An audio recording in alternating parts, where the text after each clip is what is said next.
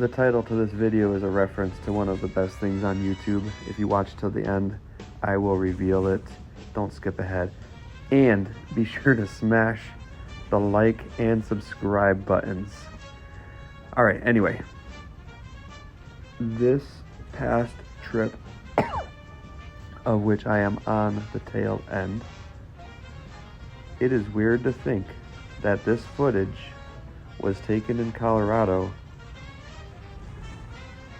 and I have not slept between the time that I took it and now as I am making the video back in Michigan. If that gives you any kind of idea how this video diary goes. I had a simple plan. I would drive the trusses that I picked up in Las Vegas, stop for the night at a hotel, drive again the following day, stop again at another hotel, and drive a little bit more on the last day, which would have been today, and drop them off.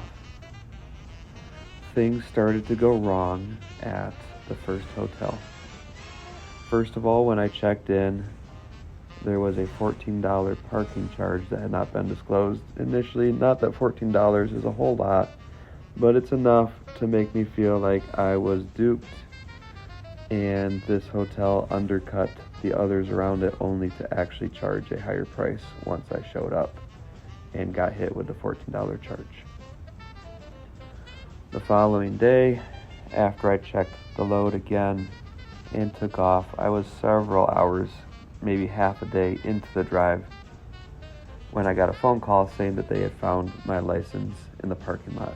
Because I have no extra room in the van, I had simply shoved my phones, personal and business, my license, my debit card, my toothpaste, my toothbrush into my pockets to go into the hotel, and apparently it was a little too much for those pockets to handle. So I said, could you please mail it to me? And the person said, well, I'm not sure that that's our policy. And I was like, what is your... I didn't say anything, obviously. I said, okay, well, she said, well, I'll look into that and get back to you. I haven't heard back. And I'm thinking, what is your policy to do the least convenient possible thing for your customers? Like, I'm sorry my license fell in your parking lot, but mailing it back would be the obvious thing to do. I can pay an extra 50 cents or $5 if you really need it. So I guess I'll have that conversation with somebody sometime soon. When I realized I didn't have my license, I was worried that I would not be able to stop at a hotel because most of them want to see your license or some other form of ID, and my license was the only form I had on me. So the idea of driving into the night popped into my head, drop off around 3 a.m., have enough room in the van to sleep in the van. Well, I hit traffic in Colorado, seemingly for no other reason except that when a lane ends, some people just can't resist racing to the end of the ending lane and bringing everybody else to a standstill so that they can cut in front. Traffic was bad all the way from Vail to Denver. And then, just as I called ahead to see if I could drop off late night, the winter storm hit. Visibility got very bad, and I found out by testing it that the roads were also extremely slippery. But I decided to just keep on pushing on. As the winter storm hit, it also got extremely cold. It was down to 8 degrees in the morning when I dropped off in Des Moines. and the back doors of the van were completely wide open for the entire drive. And I forgot my warm sweatshirt back in Michigan. I had never intended to bring my jacket, but I did intend to have a warm sweatshirt. So it was pretty miserable, but I made it.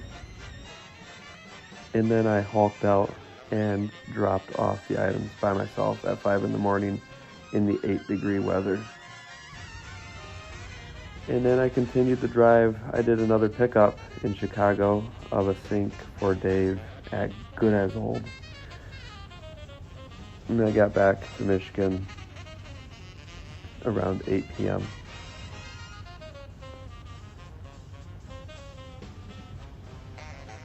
If I had to answer the question, where did it go wrong?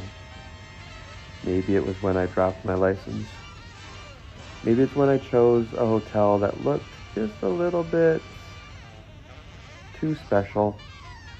I could have chosen Motel 6 or some other motel that doesn't have a secret parking lot charge. Maybe it's when I took the load, knowing that it was going to be an extremely tight fit. But really, if something went wrong, it is when I decided that my plan could be compromised, that I did not need to stop at a hotel for the night, that I could just pull an all-nighter. I don't know if anything necessarily went wrong. I did make it home. I was safe. I was fighting sleep for the last hour and a half, 2 hours of the drive back to Michigan.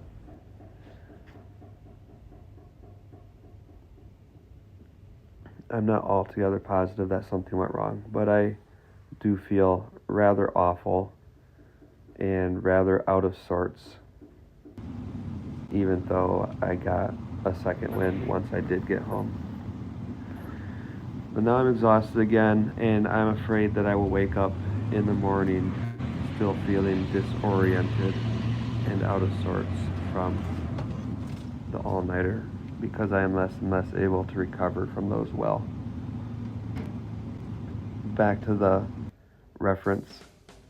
One of the best things on YouTube, in my opinion, is a video entitled something like "Saxophonist Hulks Out and Dominates Pick Up the Pieces."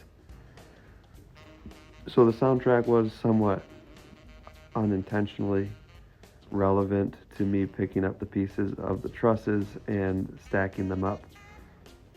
But more importantly, one of my favorite genres on YouTube is people dramatizing video clips of musicians doing really cool musician things, but making it sound as if some sort of superhero magic was involved. And it seems as if the people who title these videos are attempting to outcompete each other with the most absurd, outlandish video titles, implying that their musician has done something that no other musician could ever possibly do.